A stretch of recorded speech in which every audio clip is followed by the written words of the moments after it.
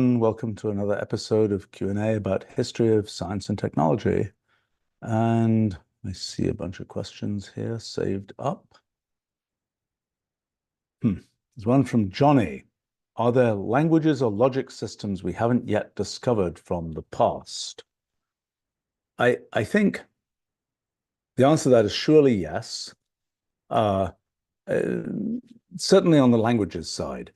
Let's talk about languages for a second. There are about 7,000 kind of known languages that are sort of in use today, of which a decent fraction are endangered in the sense that not many new people are learning them, and there is a risk that the languages will just get to the point where they can't be used for communication because at best one person knows them, or maybe nobody knows them, and they're only in historical documents.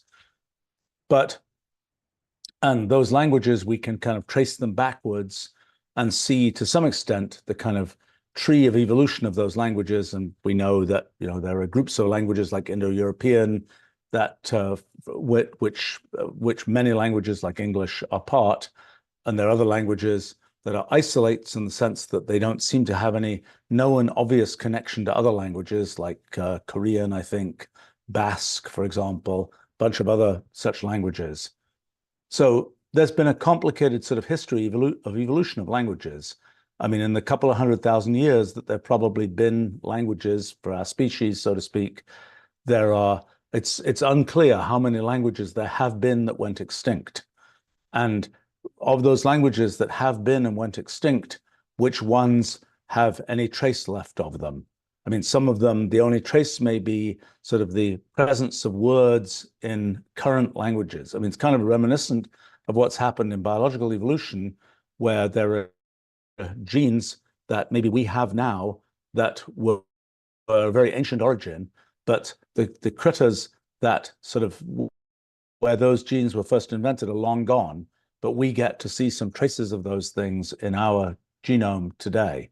And I think the same is potentially true of human languages, where that language that was spoken at some time, 100,000 years ago among early humans or something, it's long gone, but some surviving pieces of that language exist, perhaps even in English today or something like this. I mean, it's very, one could sort of try and trace back the sort of Indo-European, at least, roots of lots of language as it is today, and there are lots of and and og and so on, sort of little pieces of language today that people certainly claim were sort of the Indo-European roots of words across many different languages. But so I think it's undeniably the case that there are languages that existed in the past that have gone extinct today. How would we even know about them? Well, the primary way that we know about sort of languages of old is through written records, but writing wasn't something that was invented for all kinds of languages. The languages that there are probably 4 or 5 different inventions of writing that we're aware of, and that have different schemes like alphabetic versus ideographic and so on. And perhaps there were other inventions of writing. It's not clear. Perhaps there were sort of pre-inventions of writing. There are things like the what are they called, quipus in Peru, these things made of string with knots on them, where presumably they were some kind of accounting data collection thing, but maybe they were a representation of language. Maybe there isn't such a distinction between sort of the accounting data and language. I think it's sort of unclear how that worked. And there certainly are a decent number of written languages where we have records that were, inscriptions carved in stone, where we still don't really understand what that language, we don't have a way to translate that language. And generally, the main way that we know translations of languages is when there's sort of a chain of this was connected to that, which was connected to that, or whatever, or we happen to find these parallel texts, like the Rosetta Stone from Egypt and so on, which listed in that case 3 different languages, including hieroglyphic, on the same text in the 3 languages. It's kind of interesting that in modern times, when we're trying to train machine translation systems, some of the best sources of that are parallel texts. And that happens, for example, in the European Union has this somewhat has this sort of requirement to translate all its regulatory material into all the languages of the European Union. So there are many texts there that are sort of in parallel between those different languages. And there are other places like, for example, documentation for computer systems, other kinds of systems where there's kind of parallel versions of that text. And things like the Bible that have been translated into many languages and so on also provide sort of parallel text that you can train a machine translation system on. And it's the same kind of idea that has been very useful in the translation of ancient languages too. But I think in sort of one question is, will we ever be able to find records of languages that were not written down? Is it conceivable? Certainly the phonograph wasn't invented until well, the 1900s, I guess. Maybe the very late 1800s. Yes, there were very late 1800s. There were some of those things. But, could it be the case that some strange situation, there was some, piece of wax or something where somebody was, at some critical moment, this thing got sort of frozen, but it had just had these various sound vibrations that were kind of that had a trace on this thing, and now a few thousand years later we get to find the thing. I mean, that attempt to sort of reproduce the sounds of ancient times is a complicated one. For example, when one finds musical instruments or pictures of musical instruments, that's another kind of source of what were the sounds of ancient times like.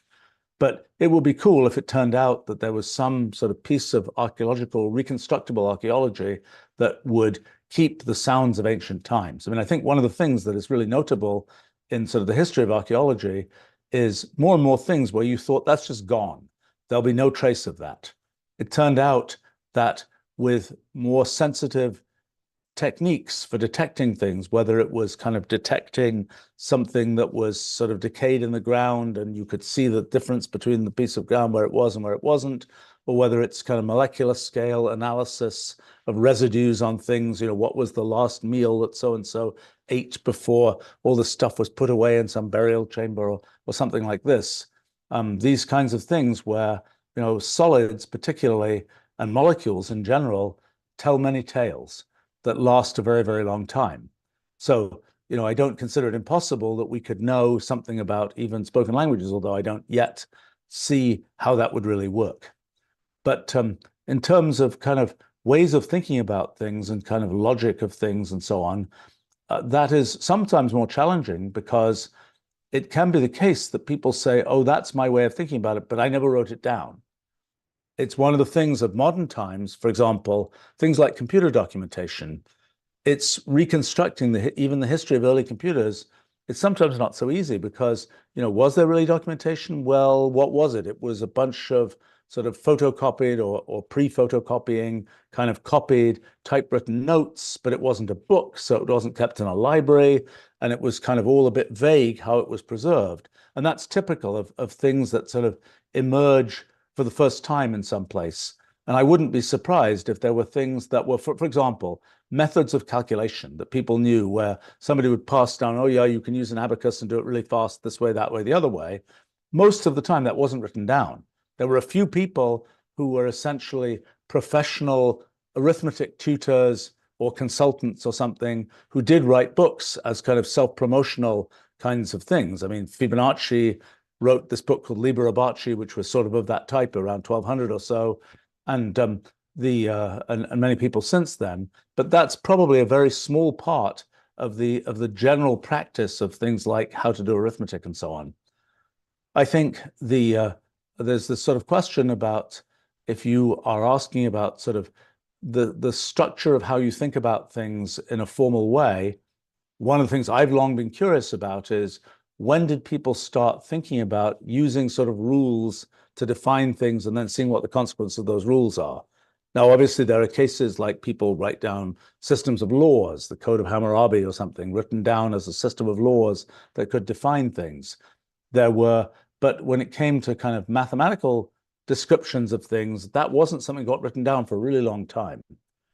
My own efforts studying simple computational systems, simple programs, things like cellular automata, where you might have an array of black and white cells, for example, and you just go down a page or a tablet or whatever, saying each successive row is determined from the one above it, according to a rule that looks at the cell right there and the cells to its left and right. It's a form of description that doesn't seem like it should have been beyond folks in Paleolithic times. But so I've always wondered, will it be the case that one day there'll be a 5,000-year-old tablet that will be unearthed that will be a picture of one of these cellular automata that I started studying with computers in the beginning of the 1980s? And I don't think it's impossible that such a thing might exist, but we haven't found any such thing. Now, of course, there's then the further challenge that when we do find things that are just sort of this arrangement of I don't know, black and red squares, for example, do we know what it was? Do we know what it means? Famous example, I think it's from, what was it? Maybe even as much as 11,000 years ago. I think it's a piece of archaeological find in Syria. That's a wall that's kind of painted with red and black rectangles in some kind of arrangement. We don't know what the arrangement means. The fact that they're rectangles kind of makes it a bit of a giveaway that somebody sort of did that on purpose, presumably, but we don't know what that arrangement means. And perhaps it is some system of rules. We could think of it as a logic of some kind that is just something that was there then and isn't determinable today. I mean, another kind of question like that is things about the origin of numbers and counting, and when did people understand various kinds of levels of abstraction about the concept of numbers, the disembodied number 5, independent of 5 rocks or 5 sheep or whatever else, just the disembodied 5. When did people understand things about the disembodied addition of numbers? When did people, presumably much later, understand about numbers 0 or negative numbers, whatever else? And there's this whole general question. It's sort of a recently quite active area, I think, in archaeology, of what can you reconstruct from the artifacts that we have about the concepts that people had about those artifacts. And numbers are an obvious case, but it's very unclear. When you see marks on a bone or something, and then they might be tally marks, they might just be marks. What does it mean? What was people's internal conception of those things? Were they abstract numbers or were they not? Or were they merely, I put a mark every time I sort of kill a woolly mammoth or something like this? So complicated set of issues.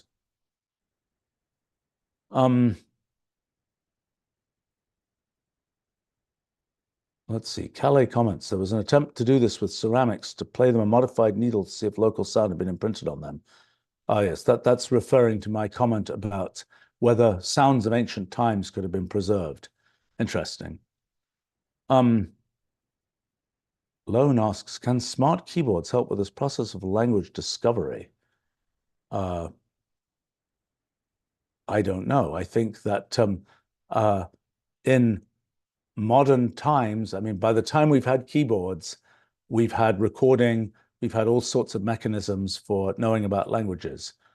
I think there are various initiatives which unfortunately have not been as energetically pursued as I think they perhaps could have been, to do with preserving endangered languages. I mean, it's kind of like the endangered species story, except that it's a lot easier to deal with than endangered species. It's somewhat easier to deal with in the sense that you can go record the language. And part of the reason that's a potential interest is insofar as we're interested in kind of the way we can think about things. Different languages do encode different patterns of thought about things, at least to some extent. And there are languages where there are presumably quite different kinds of ways of presenting things than we normally know. And by all means, if there are sort of languages that exist among humans, we should be able to capture these things and learn about different ways to think about things. We've never been able to capture, the language of the whales or whatever else, which might have a still very different way of thinking about things. And even beyond that, the kind of putative, the extraterrestrial, the aliens language, which I tend to think is sort of too far away in rulal space for us to really have an human interpretation of these processes out in the natural world. But be that as it may, in terms of sort of broadening our way of thinking about things, capturing endangered languages that are being spoken by humans and where we can actually make a reasonable level of translation, because, you know, you can be talking to somebody who speaks the language and they're pointing at things and saying, this is the word for cat in this language and so on. Or you can sort of see the expression on their face and you can get some idea of what the emotional import of some particular comment is, or something like that. So I think it's something that deserves to be more pursued than it has been. I think it's an interesting question whether in the world of LLMs, there are new opportunities for endangered language work.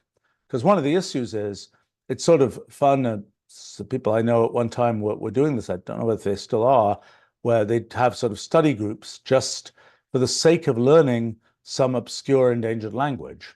And it's kind of fun, you know, if you're a little group of people and you learn this bizarre language of you know, that was I don't know, spoken in the Canary Islands, full of whistles and things like this. And you want to communicate with your friends, you don't want anybody to understand what you're saying, you know, speak in whistle talk and you'll probably be able to do that. I mean, that was something done in World War II with the indigenous languages in North America as a kind of a way to have a code that would be hard to break. I have to say, I don't really know the history of that, but Germany was sort of a center of philology, study of languages. So I'm surprised that there were languages that were really so undocumented that they were useful for codes, but I don't really know that history. But in any case, you know, this idea, so one can imagine the possibility of if one could get an LLM to actually successfully engage with one of these obscure endangered languages, one could imagine kind of the opportunity to start learning that language by conversing with an LLM. It is, however, a challenge to get the LLM to understand an endangered language, because the LLM is really based on having a large corpus of a particular language. And all it can do if it doesn't have a large corpus is essentially fine-tune itself from existing languages. So insofar as one's interested in an endangered language, because it's far away from existing languages, the LLM is not going to be successful with it. It's only if it's rather close to existing languages that one can immediately expect a success. Let's see. There's a question here from Malcolm. Do you view mathematics as a subset of language or the other way around? Mathematics is its own kind of formalized way of talking about the world. I mean, language, human natural language, is one formalized, somewhat formalized way of talking about the world. My own efforts in building our computational language are another kind of formalization of the world. Mathematics is a particular formalization that, among other things, kind of relies on the inventions of mathematical notation, which mostly was a 1600s type of story, the plus sign, the equal sign, the division sign, all those kinds of things. That was really a 1600s kind of development. I think one of the things that's interesting about mathematics as the notation of mathematics is it's pretty universal worldwide. And it kind of makes people have the thought, oh, if we run into the extraterrestrials, they'll be speaking mathematics too. I don't think that's the correct inference.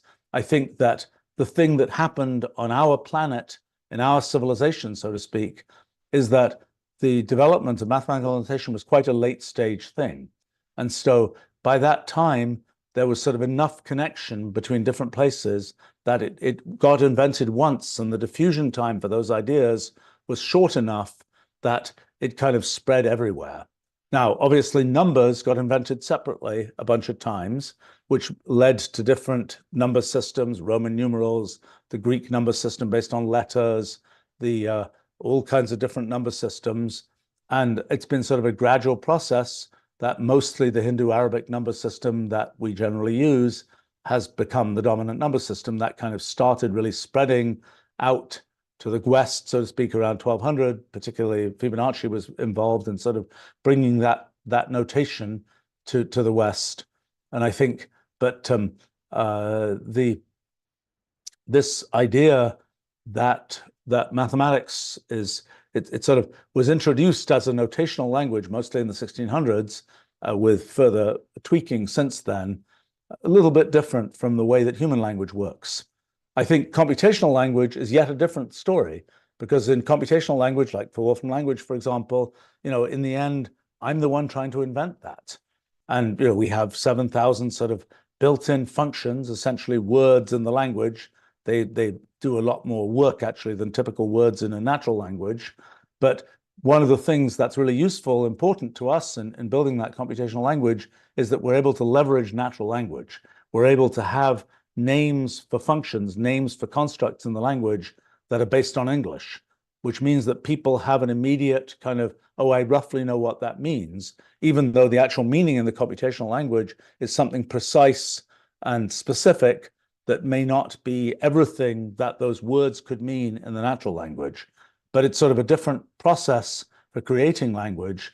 In human natural language, most of the time, the language just sort of evolves. And yes, you know, folks like Shakespeare add lots of words to the language that then get used. People, you know, lots of companies, for example, have effectively added words to the language by either naming what their products do or naming their products or their company or whatever, and those become effectively words in the language after a while. But it's something where on a large scale, sort of human natural language tends to evolve without a lot of kind of specific sources of words. Computational language is a quite different story. It's the designer of the language, and the only sort of by far the largest sort of real computational language that's been built is our Wolfram language system. In that case, what's happening is somebody has to invent all that stuff. That's been my job for the last, I don't know, 40 years or so. And I don't think people really recognize that inventing a language that is a way of formalizing things that's a language to think in terms of is a kind of, it is something quite pivotal in the story of how people think about things. It's something where it's just like, oh yeah, there's this language design thing. We don't really talk about that particularly. It's just a thing that gets done. And so long as the designer did it right, everybody just sort of thinks it's obvious type thing. But actually, it's something that really affects kind of how one could think about things, how one ends up choosing to think about things and so on. But it's a new case. The computational language story is a new case, not seen before, where that's something you just invent.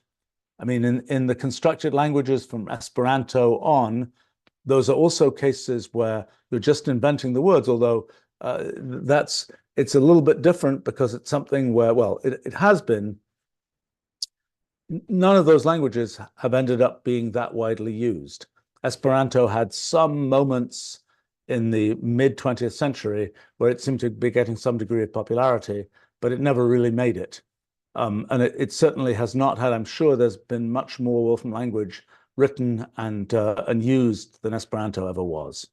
I think it's an interesting question for constructed languages, whether the extent to which as you have, for example, more elaborate constructed languages, whether that sort of leads people to think in different ways. That's certainly a belief of some folk who were learning this language Ithquil, which is the most sophisticated of the constructed languages. Let's see.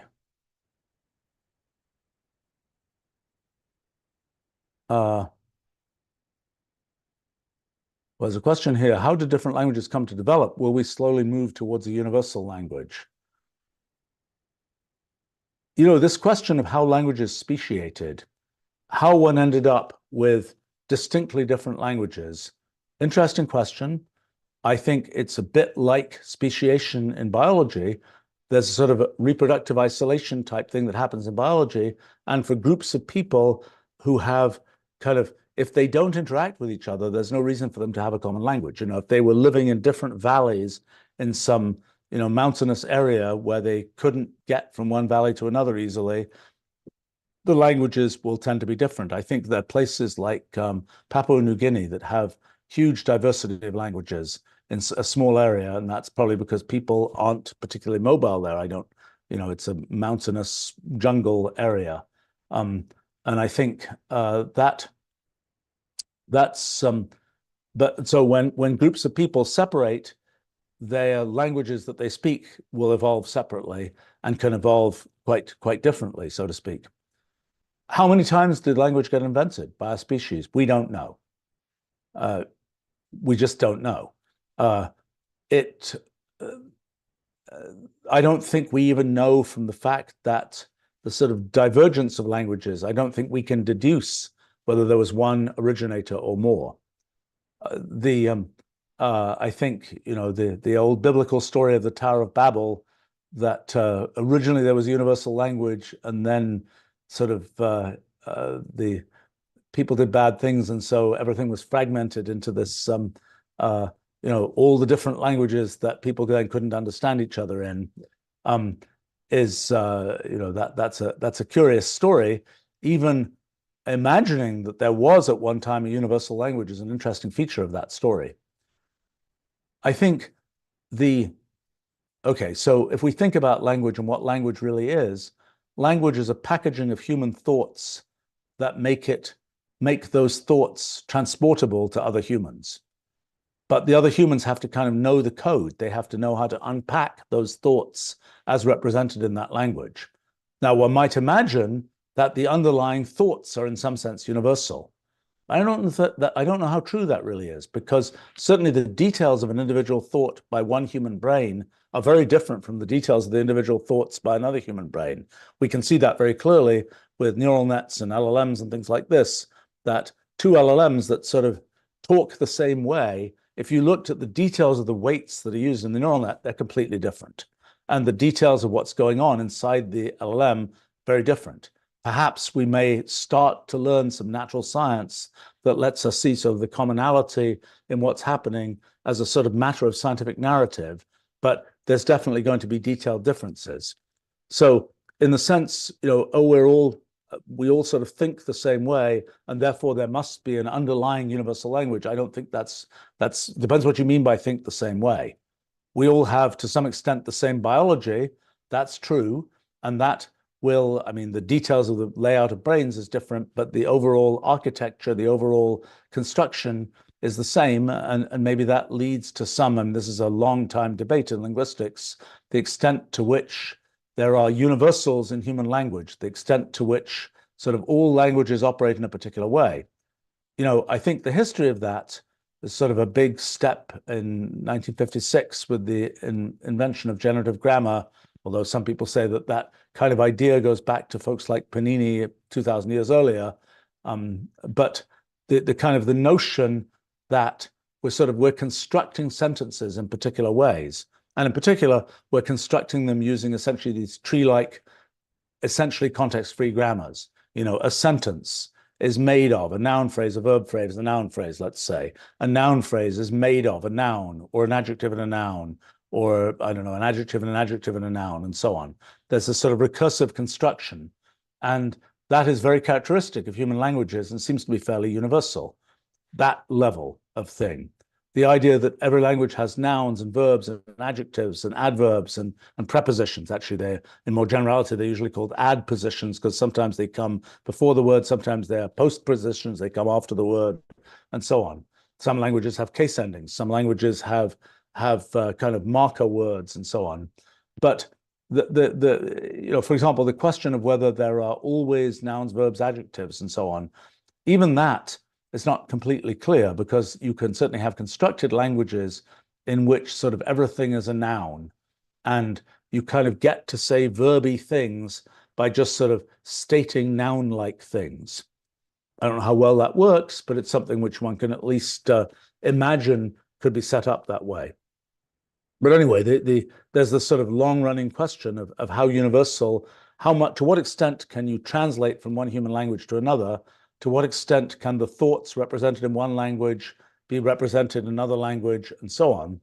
I think there are a lot of slippery issues here, and quite a lot that I think is somewhat informed by some recent science that we've been able to do, but and it's somewhat grounded in things one knows from actually operating with computational language, which is sort of a different story that really has this kind of anchor in. Not only do you have to be able to sort of say the words, but you also have to be able to execute computationally something based on that language that you've given. But I think in this question about sort of what's universal in human language, there are things that are presumably limitations of our hardware. Like, for example, if you try and say a sentence that has a huge number of subclauses, you know, the cat which sat on the mat, which was orange, which was sitting on the floor, which was this, which was this, which. Eventually, after, I don't know, 5 levels or something, you pretty much lose it. A computer, a parser, can deal with sort of many nested parentheses type thing. It has no problem with that. But we humans, for whatever reasons of our short-term memory or whatever else, after you stack it too deep, we lose it. And you could say that's sort of a universal language. People are always trotting out these obscure universal things. Whenever there's a functional head with a this and a that and the other, there's always a this and that and the other. I always think that's one of these kinds of things where people are saying, you know, every animal that you know, is warm-blooded. You know, no animals that are warm-blooded lay eggs or something. Well, that's obviously not true for birds, but you know, some statement. There is no animal that does X, Y, Z, and it's and then you go to some obscure island somewhere, and gosh, by gosh, there's an animal that does this. And I kind of think these kind of more esoteric universals of languages are subject to that issue. By the way, I see this kind of thing a lot in studying the computational universe of simple programs. In fact, I was just experiencing this last few days with a particular set of programs that I was investigating, that where I certainly had the intuition, it's never going to do this. But I've learnt from decades of doing this that one has to recognize that the computational animals are always smarter than you are, is my usual statement. And even though I'm absolutely certain that I just can't see how this could possibly do this, when you run it, you do the big search and so on, by golly, there's one of these things that does that weird thing that you didn't think it could do. You look at it and you say, oh, that's interesting. I didn't think of that. I kind of think a lot of these more esoteric language universals will fall prey to that kind of issue when you know, if you really start exploring other languages and so on in a complete way. But let's see. The question here was about the origin of languages, and kind of, you know, one can plainly see in different languages sort of a cultural imprint on that language of features of the local culture. Like I think in, oh, I don't know, in the Indian subcontinent, for example, there are like these many layers of sort of formality and informality in pronouns and things like this, which is, you know, a characteristic of much of the culture there, now imprinted in the language. And similarly, you know, the oft quoted, but I'm not sure I've ever really investigated this for myself, statement that the Eskimo languages have many words for snow, because snow is a big issue if you're living in those parts, and it's something which we don't make so much of a distinction of in other places in the world. And so there's sort of these imprints of local culture or local environment on the language. I think there are also features of languages that are often surprising, that at first, that are sort of inevitable progressions of language. So there's one that I often quote, which, you know, when you do written language and you have words like website or free form, that was one that came up just today, actually. Are those words separate words, web space site? Are they hyphenated or are they smooshed? And my statement is the uniform tendency of languages to smoosh. You know, if website was a separate word, you know, with separated words at some point, then maybe they were hyphenated, then they got smooshed as a single word. That seems to be a feature of the development of language. There are also other features. There's Grimm's law, for example, which is about the pronunciation of vowels, I guess, and the development of that over time in languages. I'm not sure why that one is the way it is, but that seems to be at least a widespread trend. And maybe some of those things are of physiological origin. Maybe if you have a way of saying things that involves, you know, some weird construction of your tongue and throat and so on, that people will tend to get lazy, and just by the construction of our physiology, that they'll leave out that extra syllable, and then that will become some progression in the development of that language. I mean, having said that, it's worth remembering that, for example, English has, I don't know what, 30 phonemes or something like that, but there are hundreds that exist across all the languages of the world, and there are ones that a person who grew up as an English speaker has a hard time making that phoneme or even recognizing that there is a distinction between one phoneme and another. So it's sometimes a little hard to tell kind of what's possible because you're very much based on what you've learned, so to speak. Let's see. People are quoting various languages that are spoken only by one person and so on. That's to me, that's sort of a sad situation. I mean, it's kind of I remember in my youth visiting the London Zoo and seeing this giant tortoise, which was the last of its species. And you could, when I was like 5 years old, they were giving rides on the back of this tortoise at the zoo. So not a thing probably done today. I'm sure the tortoise didn't notice the 5-year-old me in terms of weight on top of a multi-ton tortoise, so to speak. So, but in any case, let's see.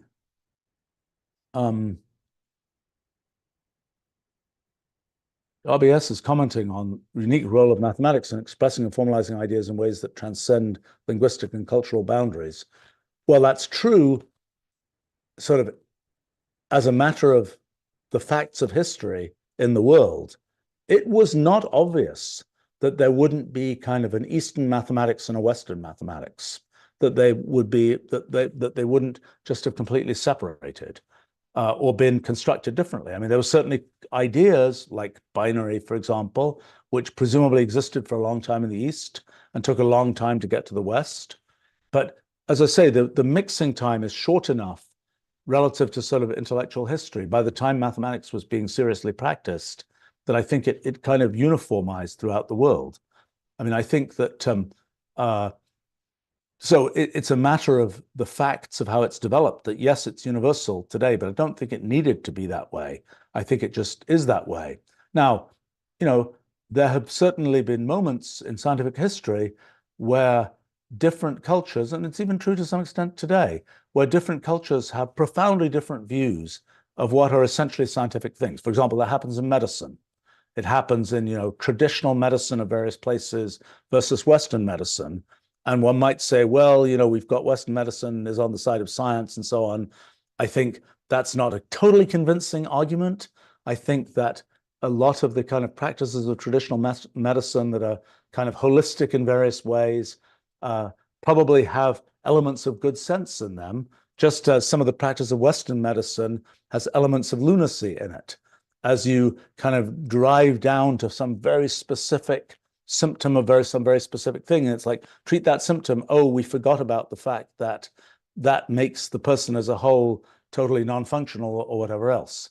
So I think that's one of these cases where kind of even in the world as it is today, there are sort of multiple systems that are operating even in kind of an area. I mean, one of them is sort of feels that it's very much based on statistics and so on. I think the other one is much less based on that. But I think that's a thing that it's not obvious that it's kind of these things can coexist.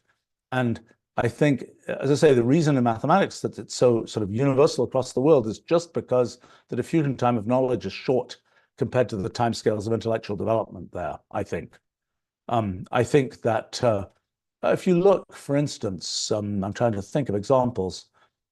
During the Cold War, for instance, there were definitely not huge differences, but there were definitely distinct differences in, let's say, the Soviet approach to various kinds of mathematical physics problems and the American approach. And like, for example, some, I don't know, mathematical functions and so on had different names. It wasn't really that universal.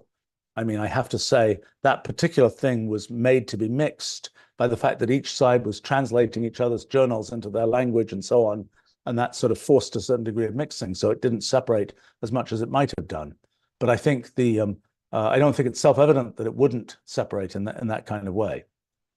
Maybe it's too late now in the sense that there's so much, you know, spreading of knowledge that one couldn't sort of develop the different area. You know what? Even that is not really right, because in any area of technical development, there are these sort of schools of work. that develop that, somebody has all these students and they have grand students and so on and so on and so on. And they have a particular way of talking about things. And sometimes it's quite disjoint from other ways. For example, reinforcement learning has a whole language of how to talk about things. Feedback control has a whole other language of how to talk about the same things, basically. But they're different languages, and they're actually quite separated, and the communities are quite separate, and the communication is perhaps not as good as it should be. So I think these things happen, there's speciation in technical language as there is speciation in human languages and so on. Let's see. Mindshell comments, language came before humans, we just scaled it up and complexified it, as in dolphins and whales. I think the thing we don't know is in human language, it's very modular, it's very compositional.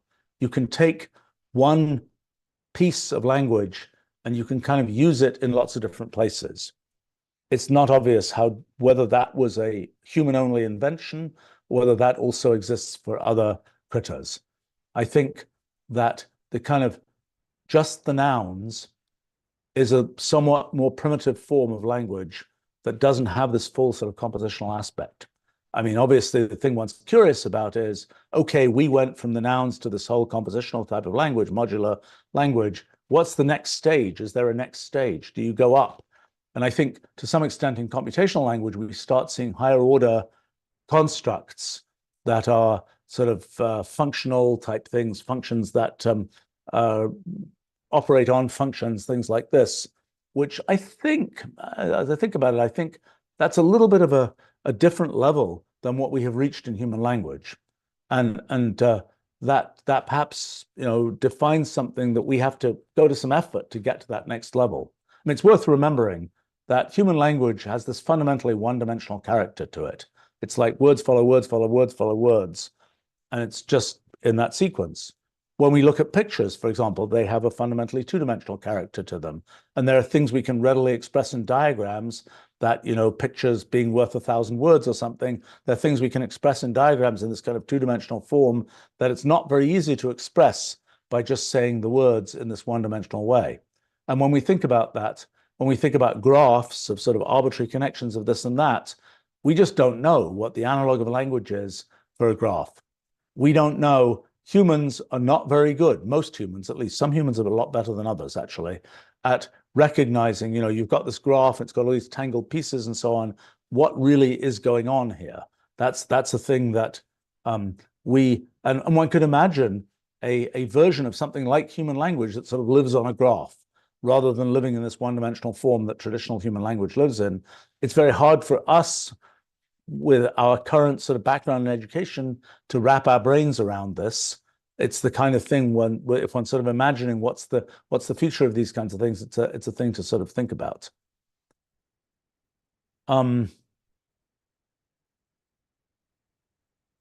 Let's see. There's a question here. Was Shakespeare's style unique to him?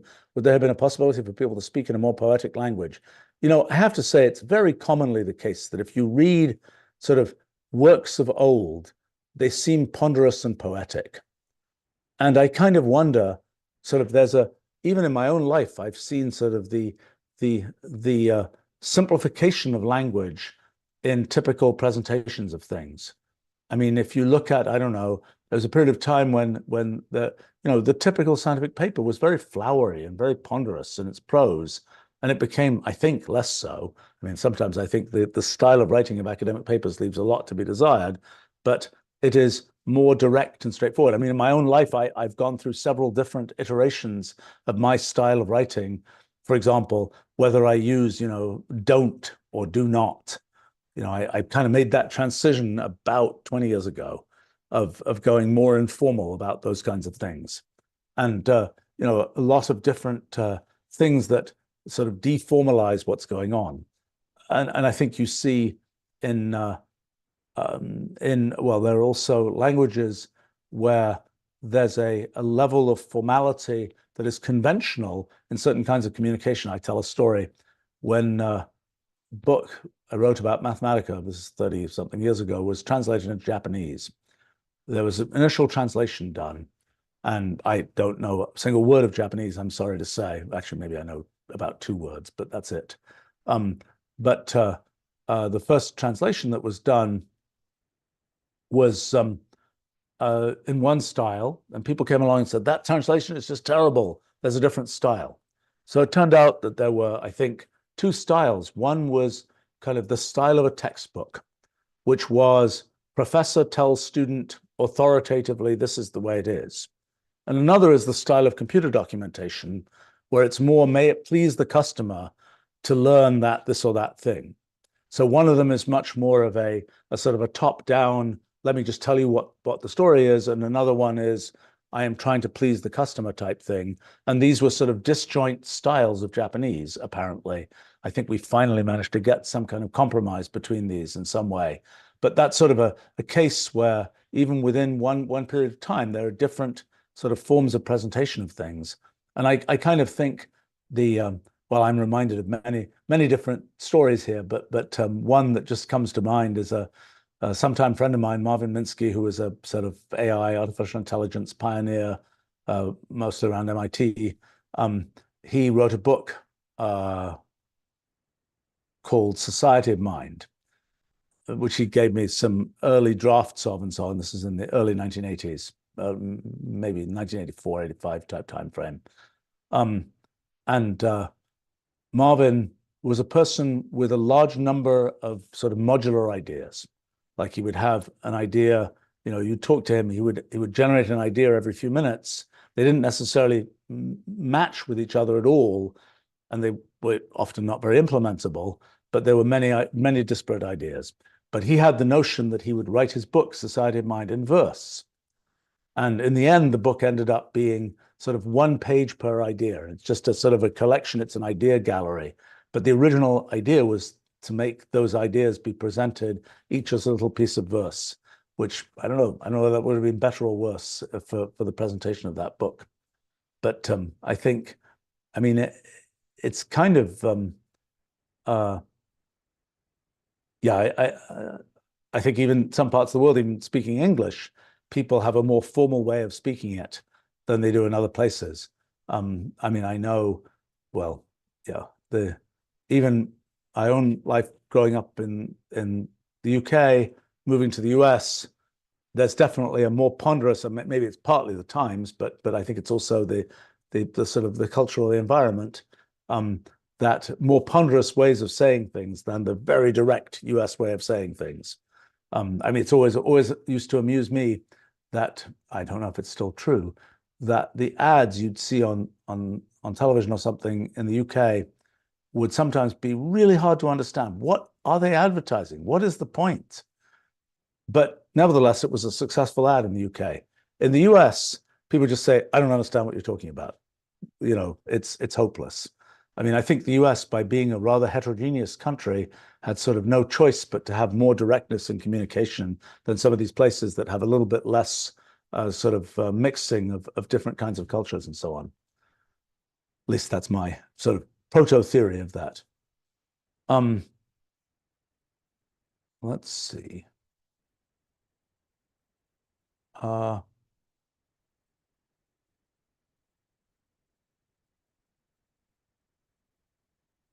There's a comment here, slightly different topic. Well, okay, there's a few comments here about language, and then we'll go back to some other topics. So Jas comments, they think language is closer to 1.5 dimensional, considering we have relative pronouns and other constructions that link up with previous statements.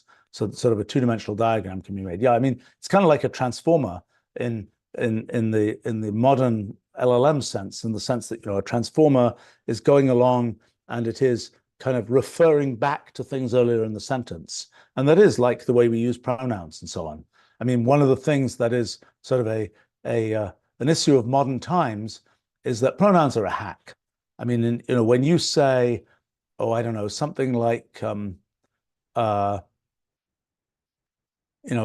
Jane chased the cat and It ran fast. Okay, that sentence we can decode because we don't think we would use the pronoun it to refer to Jane. We assume it refers to the cat.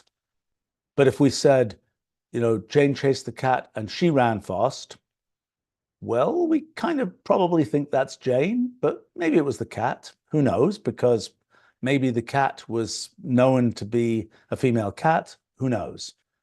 But it is an interesting phenomenon that so the gendering of pronouns becomes such an issue, the possibility of disambiguating sentences is dramatically reduced.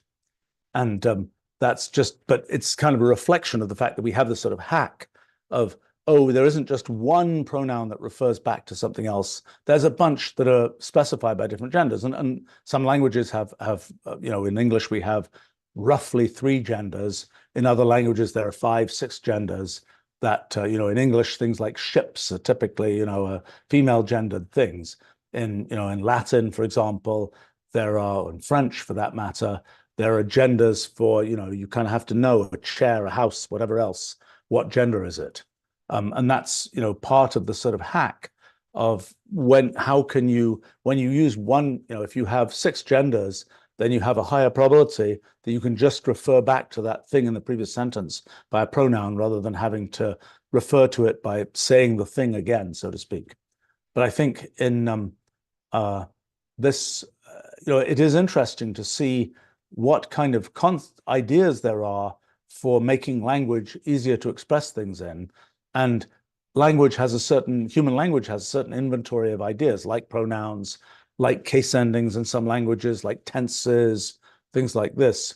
And it is, it would be, I don't really know. I mean, there's pretty good inventories of sort of atlases of language construction, of types of constructs that exist in languages. I don't really know how much is known about the evolution of those constructs and when, who first invented pronouns, so to speak. Like it's commonly said things like, Latin has no word for yes.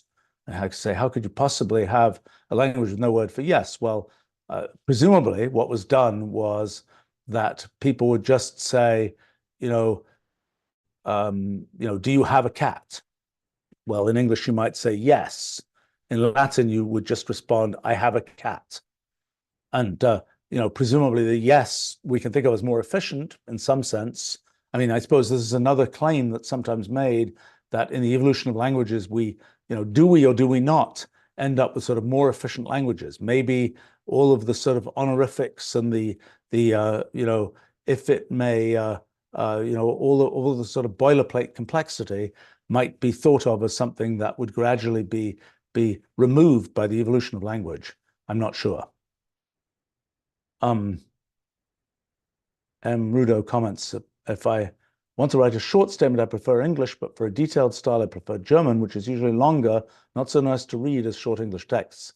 That's interesting. I mean, I think the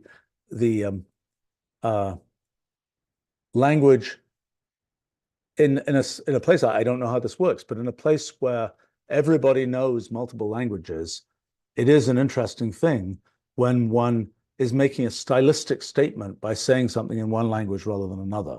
And I suppose that happens in different places, sometimes for good reasons, sometimes for rather unfortunate reasons. But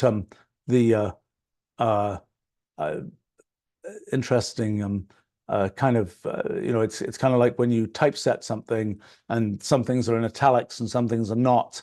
You're kind of expressing them you're having a meta expression that's a bit different.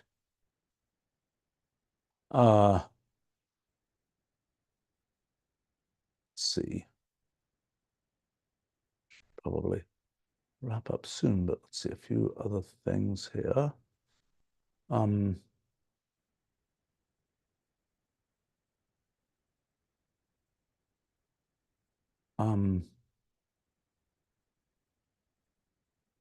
Comment here. Bulgarian is pronounced exactly as it is written, one of its quirks. Yeah, some languages are phonetically spelled and so on, and some are not. I mean, I think in languages like I would assume there aren't spelling bee competitions in Bulgarian if it is a phonetically expressed language, because it's kind of like, well, it's obvious how to spell that word. English, has this weird, perhaps mistakes in its history that have caused it to be hard to spell. I mean, a famous one is the word debt, D-E-B-T, which I think originally was D-E-T-T often, although spelling wasn't really standardized until coming on for the 1700s and so on. But somebody had the bright idea, let's make sure we can really express this word well. It comes from the Latin debitor. Let's put a B in there. Well, we're not going to say the B, but we'll put it in there when it's spelled to give more of a clue about the Latin origin of the word. Arguably not a good design idea, because it's led to the fact that English, when you hear the word, you don't know how it's spelled. Now, of course, there's also things that can happen with sort of convergent evolution of words, like pie versus pie, P-I versus P-I-E. That's something where I'm sure those words they had no common, there wasn't a common evolution of those words. It just, they happened to converge. They're simple sounds, simple words, and they wound up meaning completely different things. Certainly when in the early days of Wolfram Alpha being the back end for voice assistant systems, intelligent assistants, that was one of the amusing kind of, you have to clean it up, because the thing would say, somebody would say, what's the value of pi squared? And the voice to text system would bring that back as PIE squared, and that had to be post-processed. Later on, the system started to give homophone stacks where they have sort of, it could be PI, it could be PIE, and then it's a matter for our natural language understanding system to disentangle that. But it's a let's see, it's always kind of, you might say, well, it's obvious that a language should be written as it is said, but there were sort of historical reasons why that didn't happen. Maybe the way the language was said changed over time, and it would have been obvious that it was that it would be written in this way at one point, and then later the way it was said changed, but yet you didn't want to, you had sort of standardized the way it was written. There's another issue about those things, which is always the crossword puzzle question of, are languages such that you can make a crossword puzzle meaningfully? Because if every sequence of letters is a valid word, then you can just put a random collection of letters on a two-dimensional grid, and it will make a valid crossword puzzle, so to speak. Or if a language is very redundant in the way that it arranges letters, it could be the case that you can't make a properly filled in crossword, that only a very sparse set of possible sequences of letters make words.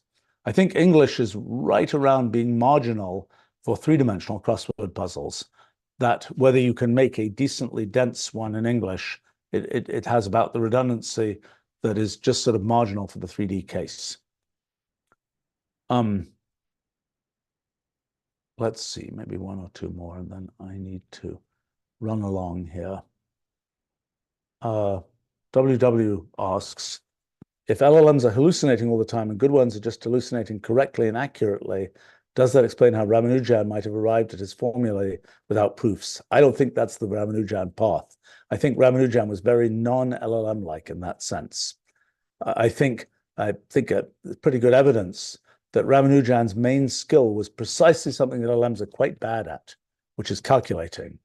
And what I think Ramanujan did was he just tried out a bunch of experimental mathematics, maybe on paper, maybe even sometimes in his head, and noticed, e to the pi square root of 100 and what is it, 73? Is that right? I forget. Is very close to an integer. But then he realized, that's significant. You can use that. That's something related to elliptic functions, et cetera, et cetera, et cetera. But the origin of a lot of his ideas was experimental mathematics, just noticing patterns in numbers and formulas and so on.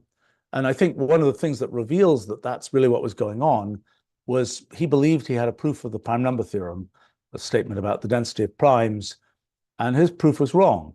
Well, he didn't have a proof. He had a statement about it. He had something to say about it.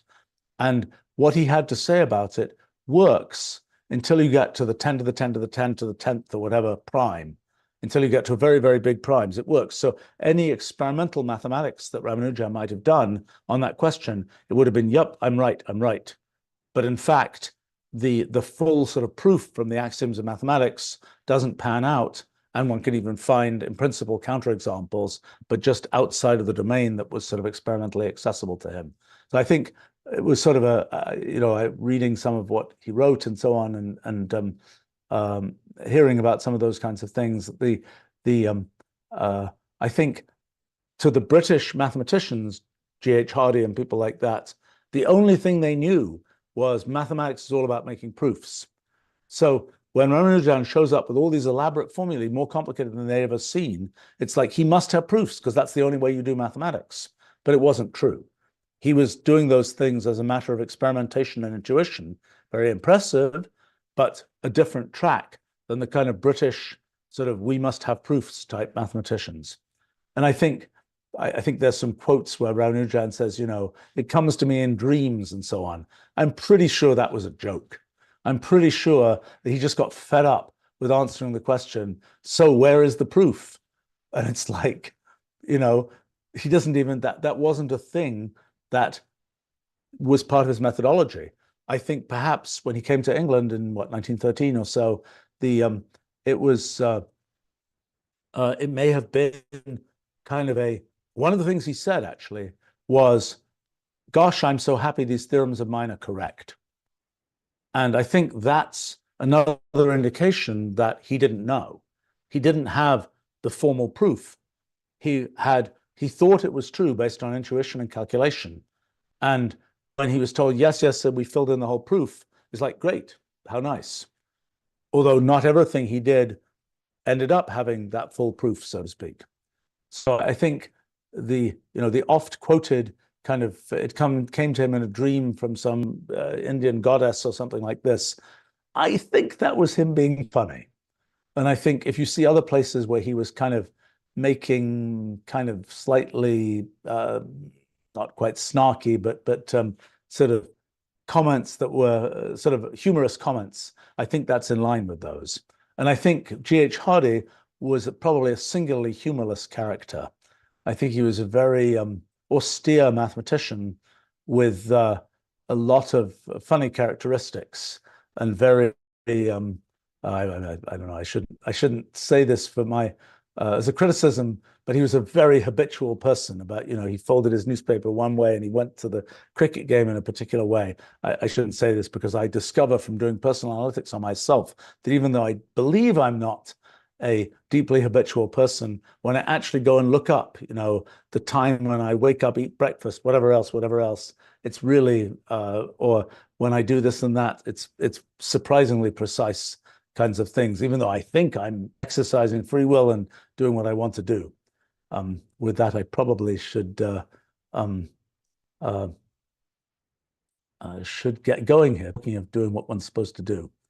So thanks for lots of interesting questions here. And I see so many more that I'd love to chat about. So I'll look forward to doing that another time. Thanks for joining me. See you another time.